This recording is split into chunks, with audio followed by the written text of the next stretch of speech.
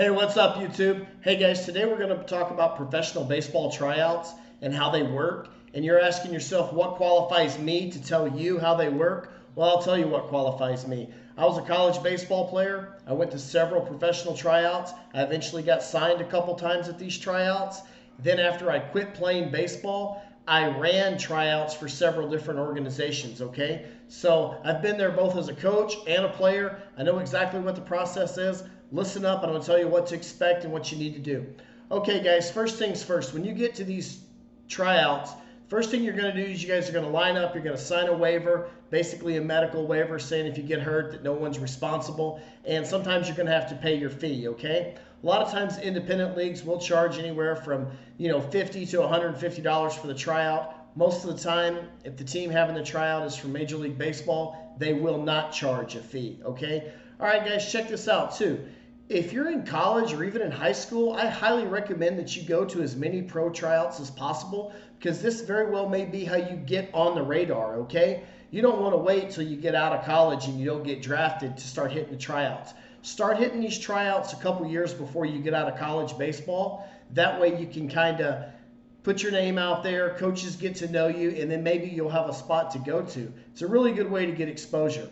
You can find these tryouts on just about any website. Just Google Major League Baseball tryouts, Google team tryouts, or you can Google independent league tryouts or go to the independent league team specific websites and they have their tryouts listed. Okay, guys, so you're going to get there, you're going to sign your waiver, you're going to pay your fee, and then what they're basically going to do is they're going to make all the position players run 60-yard dashes, okay? That's just the way it is. If you're a position player and you're running a 60-yard dash, you really need to run this thing below 7 seconds, okay, to be considered a major league prospect with speed, okay? And 7 is just the minimum, okay? You really need to be busting this thing out in 6'6" or 6'7", something like that, okay? So what they're going to do is they're going to make all the position players run the 60-yard dash. Then they're going to send all the infielders to shortstop and all the outfielders to right field. And what all the infielders are going to do at shortstop, you're going to throw, you're going to get loose. They're basically going to hit you a few ground balls, right? Usually they hit you one to your glove side, one to your backhand side, and one right at you. And what I always like to do is I like to stand behind the guy taking the ground balls, and then I like to clock him and watch his arm, watch him throw across the infield. That's how I measure an infielder's arm strength, is from shortstop, okay? I want to see how well the kid can throw the ball from the hole in shortstop. You might say, well, I'm a second baseman. I don't have to make that throw. Yeah, you do at a pro tryout. That's just the way it is. We're not comparing people's arm strength from second base. We're going to run you guys, especially if we haven't seen everybody, we're running everybody from shortstop. Now, guys, here's the whole thing. I'm really not concerned with how you field the ball. I'm watching your arm strength and how the ball carries from shortstop across the diamond to first base. Now, guys, I'm looking for at least 88 miles an hour on the arm strength across the diamond. It really needs to be above 90. You know, if you look at Major League Baseball, there have been a lot of pitchers that were converted shortstops, okay?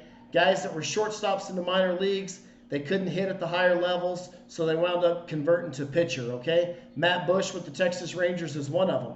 He consistently sets 93, 95, 96 miles an hour. He was a shortstop. There was a guy named Sergio Santos for the White Sox. He was a closer. He threw gas, 97, 98, 99 miles an hour. He actually hit 20 home runs one year in AAA as a shortstop, then converted as a pitcher, okay? So that's about what I'm looking for right there. And I think that most scouts, most independent league coaches and managers are going to tell you the same thing. To be considered a legitimate professional prospect, you need to be able to run the ball up around 90 miles an hour, and you're going to have to be able to run at a minimum 7 seconds or less on a 60-yard dash, okay? That's how we're looking at each category, both individually and collectively. Okay, outfielders. You guys are going to go throw from right field. You're going to go throw from right field to home plate or from right field to third base, one of the two, right?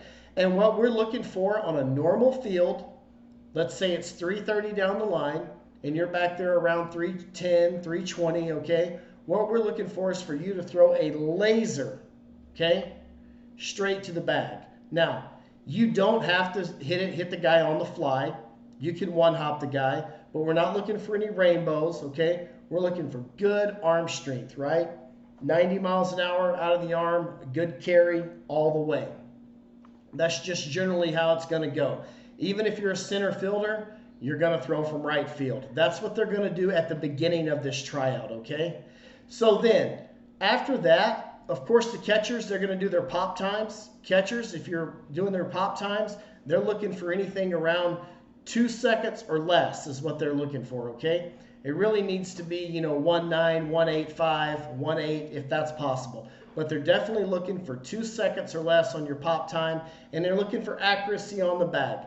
I can tell you right now, I'd rather see a guy throw 2 seconds flat and be perfect on the money than have a guy throw like a 1.89 or a 1.91 and the second baseman be doing this to catch the baseball, okay? So then what they're going to do for the pitchers, depending on how many of you are there, a lot of times you'll throw like a mini bullpen, okay? And what they're looking for is they're looking for velocity, guys. As a pitcher going to a free agent tryout, what's going to get the scouts' attention is velocity, okay? I hate to say it, but, if you look at a guy like Jamie Moyer or Tom Glavine, I mean, those guys won almost a combined 600 games in the big leagues. But I guarantee you right now, if those guys were to go to a tryout, they probably wouldn't even be signed, okay? I mean, scouts want you to light up the radar gun, okay? That's what they're looking for. Even if you're not throwing a lot of strikes, they don't really care.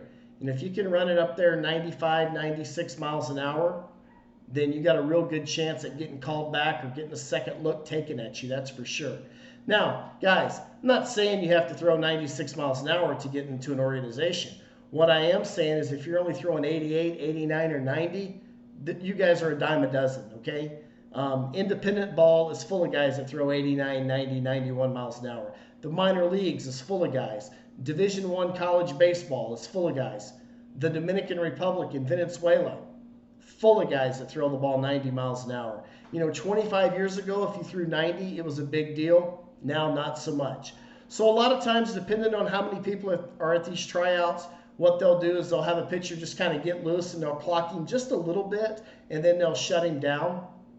So basically what they'll do after they run everybody through all these drills and their skill test is they'll kind of look at everything and they'll pick the best players a lot of times to have a scrimmage game, okay?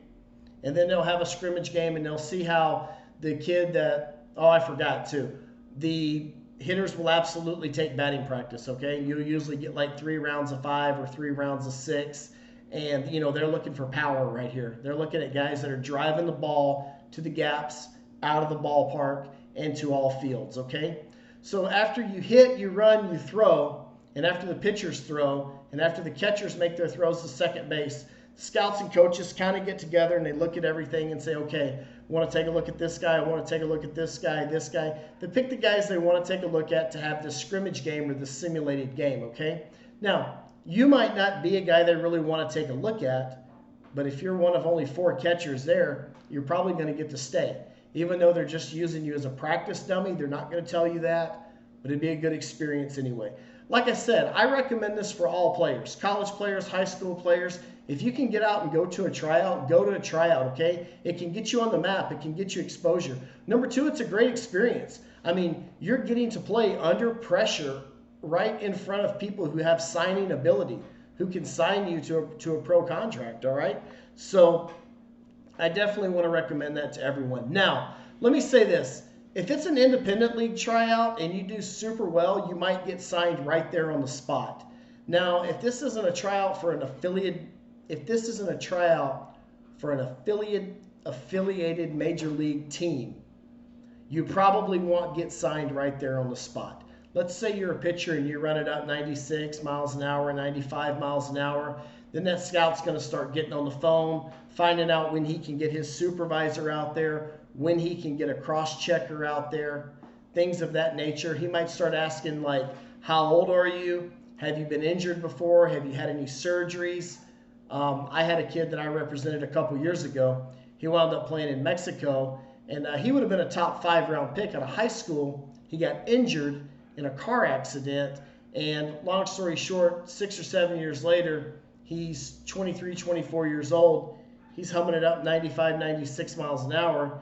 He had played internationally and in a few independent leagues, and the Angels were going to sign him, but when they found out about his physical background and his medical history, they decided to go ahead and pass, okay? So they'll look into background checks, things of that nature, major league organizations will, and then they'll make up their mind whether or not you're worth them coming back, taking another look at, things of that nature, you know, in front of their cross-checker, or maybe they just want their supervisor to see you. And if that's the case, and you get called back, there's a pretty good chance you can sign.